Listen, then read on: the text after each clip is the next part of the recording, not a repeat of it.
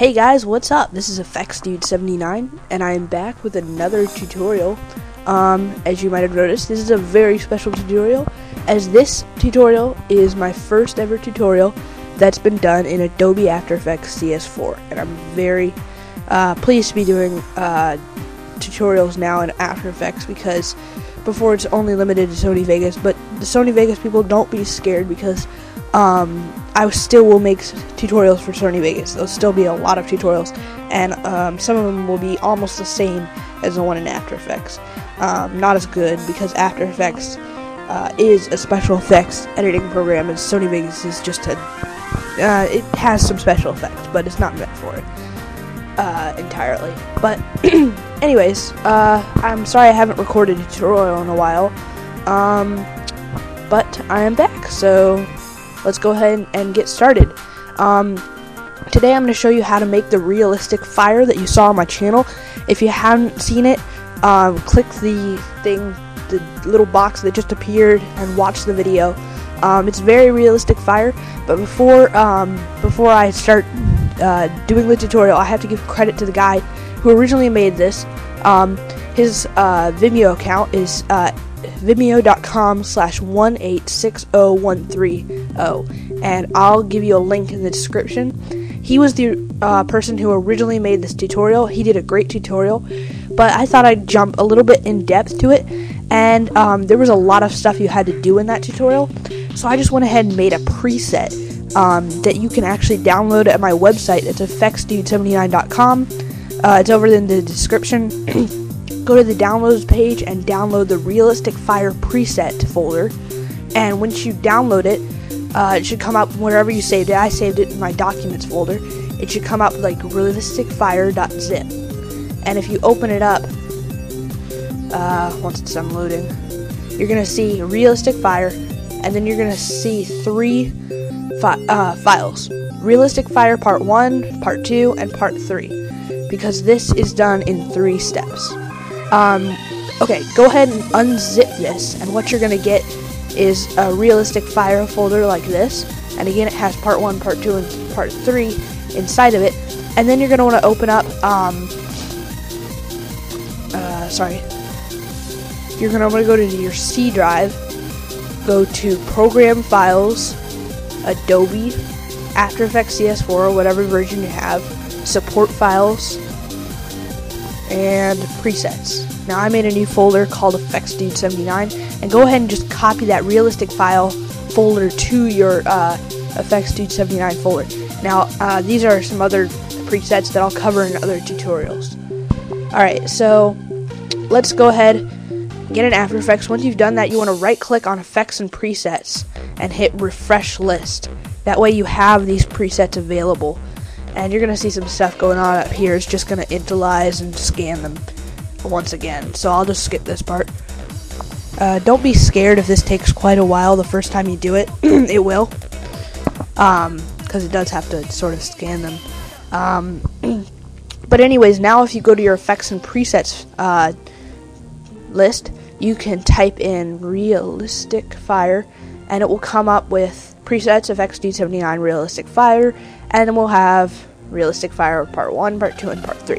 Okay, so now we've got all that, so let's go ahead and get started. Create a new composition by going Composition, New Composition. Just make it 720 by 480. NTSC DV is fine, and 6 or 7 minutes or seconds, sorry. 5, whatever you want, really, it doesn't matter. I just chose 6. That's left over from some other composition. I just figured I'd go with it. And turn off transparency. We're gonna go ahead and add a solid by going Layer. Oops, sorry. I'm trying to do this with one hand, holding my mic in my other hand. Layer, New, Solid. And it doesn't matter the color, just make it comp size. That's 720 by 480 in case something weird happens. Just make the name Fire 1. Hit OK. Actually, we can rename that Fire. Doesn't really matter. And then we're going to add Realistic Fire Part 1 to that by just dragging it on. And if we scroll forward in time, we can already see some pretty cool stuff going on here. If it scrolls. It's being really weird and slow, sorry. Let me see if I can scroll forwards like this. There we go. So you can see, basically this is a CC particle world. I believe it's actually CC particle systems too. And by the way, I used this guy's tutorial that's in the description to create this. But as you can see, there's a lot of stuff you have to do. So I just went ahead and made a preset for it. By the way, this will generate, if you follow this tutorial exactly using the presets I provided, it'll provide one exactly like the one on my channel. So unless you want to look like you're ripping off me, you might want to change it up a little bit. And you can do that by just messing around with, you know, the longevity and that sort of like a fall off point. You can just fool around with all these controllers and stuff. This moves the producer so it's spread out. You can do that if you want to, by the way. Just instead of having a little small fire stream, you can have a very large fire stream, but I like it like this. Okay, now we're going to create another new solid by going layer, new solid again, and make comp size as well. And we're going to call this, oh, by the way, you can rename by hitting enter on the keyboard, and it's not working. For some reason my keyboard is all screwed up right now. But anyways, call this smoke. Oops, smoke, because we'll put this at the bottom, and you can see when you scroll forward, it's doing weird stuff, sorry. You can see when you turn on the transparency, well there's no smoke right now, which we want. So go ahead and add realistic fire part 2 to the smoke layer.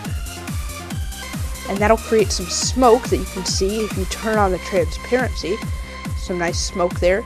Makes it look a bit more realistic. Okay, so we're done with this part. Go ahead and highlight these two layers, hit layer, pre-compose. Call this fire, and move all attributes into the new composition. Hit OK. Alright, so now that we've got this as one layer, we can apply the realistic fire part 3.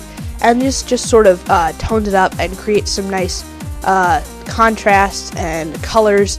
This uses displacement map actually to move it around a bit more. Uses a tent, and you can just mess around with the amount of tent, more or less, whatever you want. I like it about here, 60%. Brightness, you can turn up the brightness more or less. That's about good for me. Contrast, that turns up the colors. You don't want to turn it up too high or it looks really bad. And then hue and saturation, I actually didn't use this, but if you want to, you know, hue it a bit, or yeah, you can do that, but I didn't actually really need that. So if you want to, it should come by default off, so just leave it like that. And obviously this is one layer now, so if you want to make it like a 3D layer and create a camera by going with layer, new camera, 35mm is fine, and then using the orbit camera tool, and you can just sort of scroll around here. You can see that this is just one layer. It's not 3D or anything, obviously, because can't really do 3D fire. Wouldn't work too well. It'd be kind of strange. You'd have to do that in 3D Max or something. But you can move this around wherever you want. You can just render it and bring it in whenever you want, or you can just use you can just save this pre-comp and bring it in whenever you want some fire. I hope this tutorial helped. If you do want to watch the full tutorial, I will again leave you a link in the description, or you can go to vimeo.com/1860130. And this guy has a great tutorial on it. I just thought I'd go ahead and create a preset so it's easier for you guys. Hope this tutorial helped. I will see you guys in the next one.